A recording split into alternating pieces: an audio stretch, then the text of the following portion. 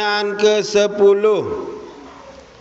Apakah mesti kita menyebutkan kebaikan-kebaikan orang yang ditahdir? Ini banyak muncul. Kau kalau mentahdir, memberi peringatan, sebutlah kebaikannya. Dia orang rajin sholat, dia memang sesat tapi rajin sholat, rajin puasa. Itu muncul di sebagian mereka. Jawabannya, kalau kamu sebut kebaikan mereka, maknanya kau ajak mereka atau orang-orang untuk ngikut mereka. La tazkur hasan mahasinahum, enggak usah kamu sebut kebaikan-kebaikan mereka.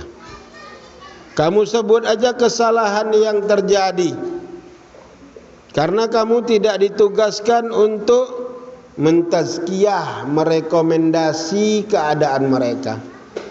Kamu hanya ditugaskan menjelaskan kesalahan yang ada pada mereka, agar mereka tobat, dan agar orang lain berhati-hati. Dan kesalahan yang mereka lakukan itu mungkin bisa menghilangkan kebaikannya. Kalau kesalahan itu menjurus kepada kekufuran dan kesyirikan, itu dia,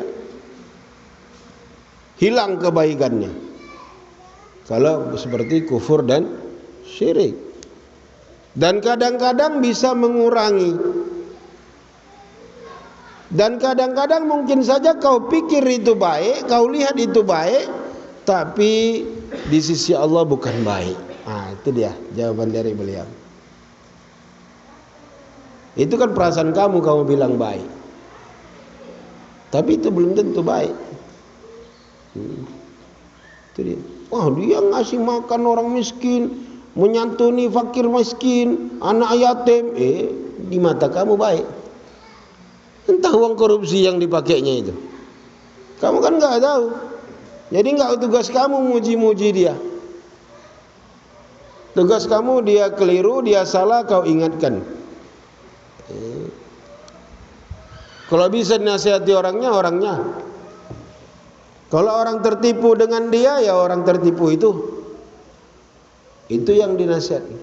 Kau jangan tertipu dengan dia, dia begini, begini, begini.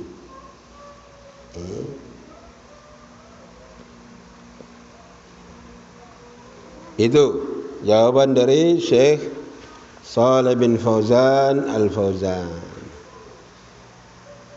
Di catatan kaki disebutkan oleh beliau, oleh Syekh Jamal Al-Furaihan, dalam menyebut-nyebut kebaikan-kebaikan ahlul bid'ah itu akan menipu manusia, walaupun kau sebutkan kebaikannya, kejelekannya. Orang itu menyimpang itu, nggak sesuai sunnah itu, tapi orang itu pelihara jenggot, berjubah juga. Orang itu rajin sholat. Jadi orang yang mendengar itu kayak mana? Akan tetap tertipu. Nggak masalahnya itu kesalahan dia, akan gitu. Karena orang tidak melihat kepada kesalahannya selama kamu masih puji-puji kebaikannya. Dan gak ada di kalangan para salaf itu ketika mengkritik ahlul bid'ah itu sambil menyebutkan kebaikannya. Gak ada.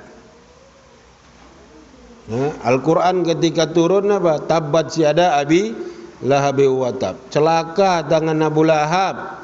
Abu Lahab itu paman Nabi. Begitu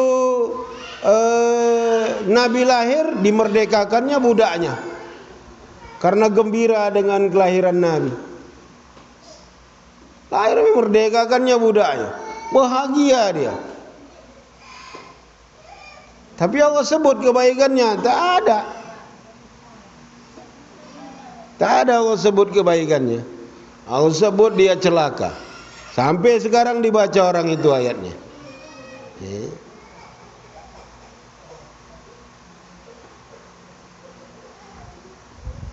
Dan Imam Ahmad rahimahullah tidak ada memuji Husain Al-Karabisi ketika beliau menjelaskan keadaannya. Kata Imam Ahmad, Husain Al-Karabisi itu mubtadi'.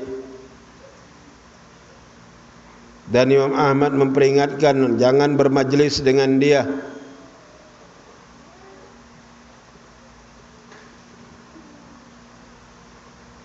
Abu Zur'ah rahimahullah ketika ditanya tentang Haris Al-Muhasibi dan kitab-kitabnya, kata dia kepada si penanya, iyyaka, jauhi oleh kamu kitab-kitab dia ini.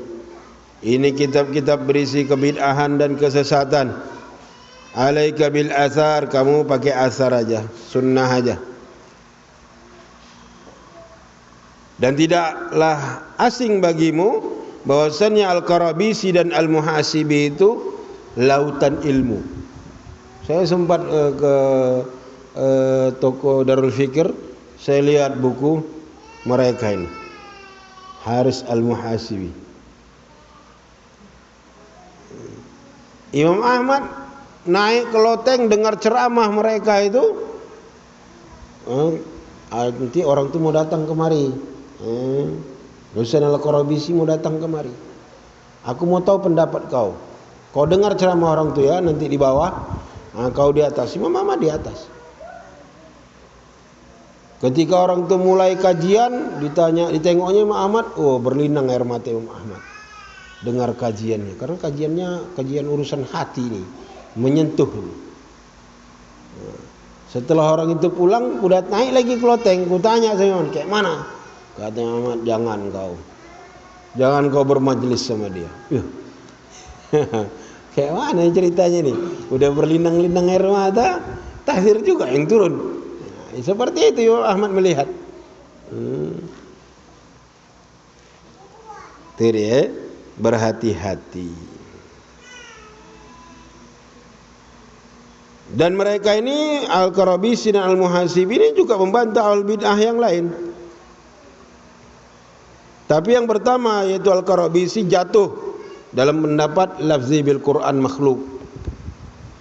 Dia enggak berani bilang Al-Quran makhluk, dia bilang lafaz saya kalau baca Al-Quran itu makhluk, sama aja.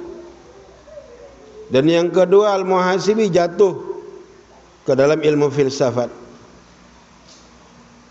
Mereka membantah filsafat dengan filsafat, bukan dengan sunnah. Itu yang pertama kali diambil oleh Imam Ahmad.